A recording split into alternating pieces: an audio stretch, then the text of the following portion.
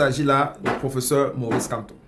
Dans sa dernière pensée, il parlait de la gangrène qui menace l'intellectuel camerounais, en parlant notamment de cette horizontalité-là qui existe parmi les Camerounais, qui en fait en sorte qu'ils n'arrivent pas à respecter ceux qui connaissent. Et on s'est transformé en une société où tout le monde connaît. Cette image, c'est en 2020, en 2019.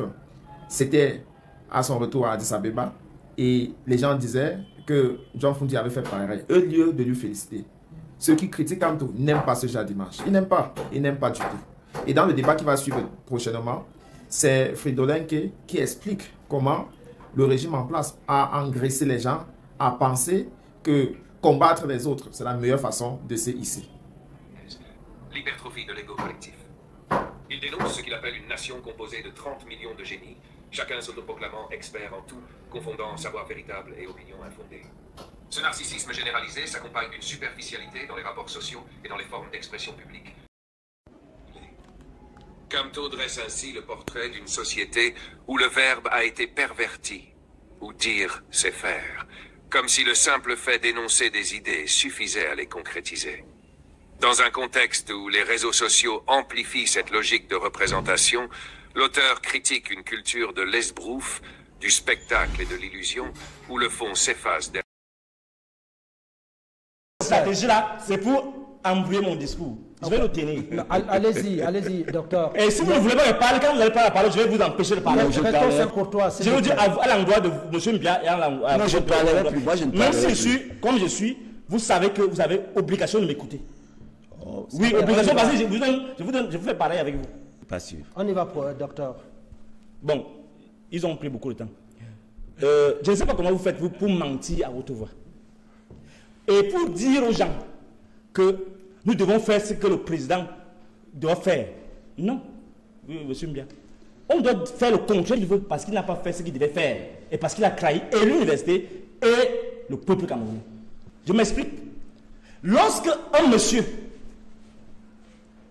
arrive au pouvoir, 82, bon, le président a lui dit quelques temps après d'aller le représenter pour... juste avant cela, le représenter pour le conseil de l'enseignement supérieur de la recherche scientifique et technique. Et c'est sa dernière fois qu'il a assisté. Depuis 43 ans, il n'y a pas de conseil de l'enseignement supérieur de la recherche scientifique et technique. C'est un crime. Et on me dit ici, on doit faire ce que le président dit. De quoi? Vous voulez caporaliser les gens jusqu'à quel niveau? Et il y a une façon que vous devez parler. Lorsqu'il y a un manque devant vous, et on doit se taire, ou bien on doit rentrer dans la coquille. Je vous rappelle, monsieur Mbia, qu'il y a deux conditions pour être universitaire dans les mots. Être savant. Professeur Mbia. Monsieur Mbia, vous étiquez là-bas, je m'en fous de ça. Oui. Il y a une dimanche. Que je doutais de votre profil d'université. Donc c'est parce qu'on vous appelle professeur que vous êtes autre chose. Mais ça vous enlève quoi? Vous ne pouvez pas copier les chez les autres. Ils ont besoin de dire docteur, professeur, tout ça là. Respectez votre âge aussi et votre grade. Lequel? Vous êtes professeur, j'imagine. Oui. Oui. Et on ne vous appeler professeur. On peut vous dire monsieur Zoro. Non, ne le distrayez pas. Laissez-le aller. Non, vraiment, la petite, ça ne va pas fonctionner.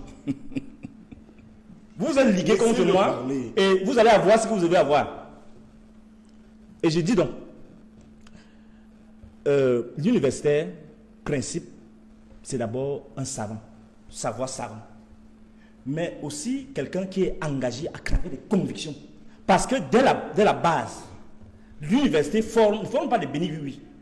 L'université forme des esprits dissidents. Pour faire de la recherche, il faut être dissident. Il faut prendre un chemin de traverse pour découvrir. Ce qui tue dans ce pays, c'est cela. Parce qu'il y a une sorte d'inversion où les gens les plus dociles sont propulsés.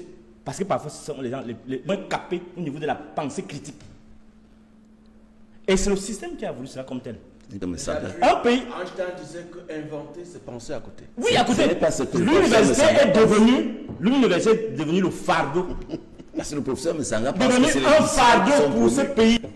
Un fardeau pour la société. Une malédiction pour cette nation. Parce que ce sont les dissidents promus.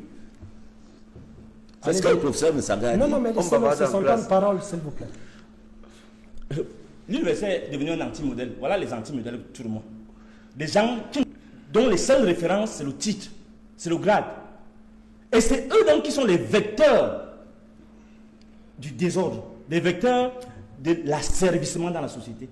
La question fondamentale qu'on doit se poser, là maintenant, comment faire que l'université devienne le vecteur de notre accomplissement? Fondamentalement, comment les universités peuvent-ils travailler au progrès de notre pays et de l'humanité si l'université est ainsi détruite? Vous savez, voici un livre. Je remercie le docteur Moussi qui m'accompagne, Abel, qui m'a apporté un beau petit livre, Henri Michel, La barbarie. L'université actuelle est entre la barbarie et la destruction. Barbarie et destruction. Entre les deux binômes, barbarie et destruction.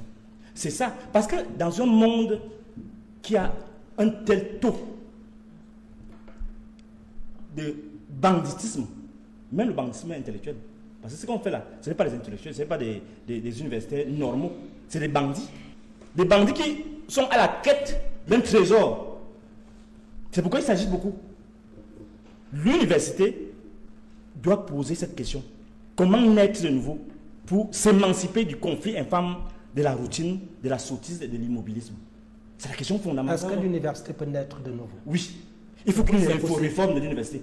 Si en l'État, on ce vieux machin-là, comme ça, où on a des enseignements du Moyen-Âge, sans effort, il y a eu des gens qui ont proposé, même le CINES a proposé des choses, mais tout ça est dans les coffres de la présidence.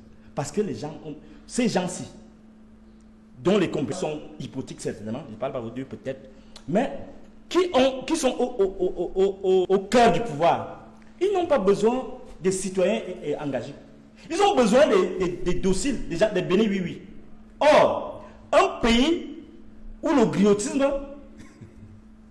à pignon sur rue est condamné.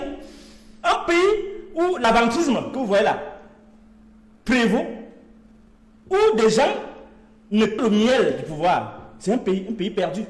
Un pays où les chercheurs ne peuvent pas avoir, attendez, un pays où les chercheurs comme eux ne peuvent pas accepter, souffrir avec le peuple. C'est départi de tous ces petits trucs, les petits carburants, tout ça. Qu'est-ce que ça peut devenir? C'est pourquoi il parle de politisation à l'envers. Mais est-ce qu'avoir des convictions favorables au régime, c'est de la plaventrise, c'est du cirage de pompe forcément? Non. On a connu des gens qui avaient de la retenue, de la distance. Ce que nous critiquons, c'est que les gens qui veulent embarquer tout le monde dans le griotisme, dans le larbinisme, ça pose problème. Et c'est ça ce que j'appelle la politique à l'envers. La politique n'est pas ce qui promeuvent là, ce verbiage-là. Non, l'autre a dit comme ça, l'autre a dit comme ça.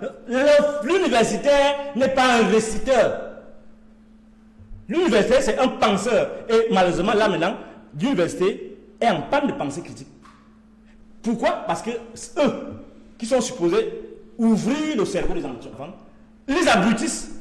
Comme il dit là, il y a une façon de parler, il y a une façon de se tenir. C'est pas ça l'université. L'université brise la barrière pour découvrir l'or qui se cache sous terre. Ça pose un problème. Quelle est la responsabilité des universitaires aujourd'hui dans ce monde? Ils ont une lourde responsabilité.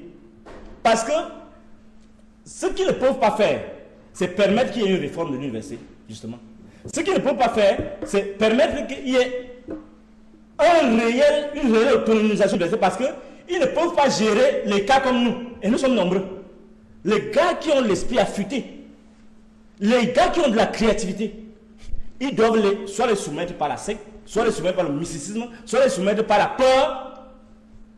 Et notre devoir, chers collègues, c'est sortir de cela, naître de nouveau. Naître de nouveau parce que ce n'est pas seulement Biya qui va le faire. Parce que si ça ne dépendait même que ces gens-là, même Biya là, il a dit, le Biyaïs, mon neveu Moussanga, parfois Biya est dépassé. Et je vous dis, par rapport à cela, que tous les maux de la société, ce n'est pas parce que Biya ne veut pas faire quelque chose. Parce qu'au cœur de la chose, il y a des individus qui ont beaucoup de pouvoir, empêchent la réalisation de ces choses-là. Qu'est-ce qui peut justifier qu'en 43 ans, tous les ministres successifs n'ont pas pu convaincre le président de la République que la question de la réforme de l'université, la question de la réforme de l'école est indispensable à l'émergence de ce pays.